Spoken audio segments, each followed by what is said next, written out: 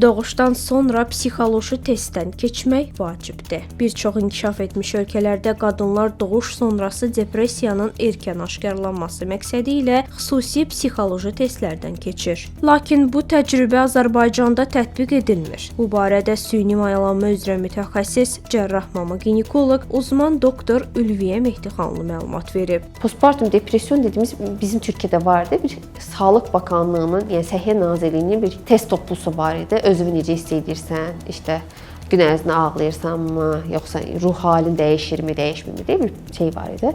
Orada bir bal şkalası vardı. Əgər müəyyən bir bal keçdikdən sonra biz xəstəni psixiatra yönləndirdik. Bu bizim borcumuz idi. Bəzən hamiləlik dövründə də xəstələri bir psixiatra, bir psixoloqa yönləndiririk mütləq.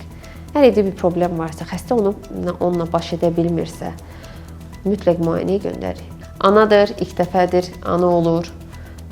Yanında bir kömək edən insanlar yoxdur. Hər insanın hər şeyə reaksiyası fərqlidir. Fərqli yaşaya bilər bu situasiyanı. Psixolojik olaraq bu şey eləyə bilməz, qaldıra bilməz yəni.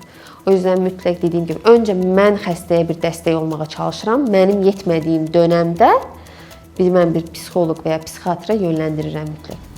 Uzman doktor Ülviyə Mehdixanlı qeyd edib ki, ölkəmizdə də doğuşdan sonra qadınların standart qaydada psixoloji qiymətləndirilməsi vacibdir. Onun sözlərinə görə bu məqsədlə mama ginekoloqların bir araya gələrək Səhiyyə Nazirliyinə rəsmi müraciət etməsi və bu təcrübənin ölkədə tətbiqinə nail olması zəruridir. Mütəxəssis hesab edir ki, belə bir addım ana və uşaq sağlamlığının qorunmasına mühüm töhfə verəcək. Ümumdünya Səhiyyə Təşkilatının məlumatına görə dünyada yeni ana olmuş qadınların təxminən 13% doğuşdan sonra depressiyadan əziyyət çəkir.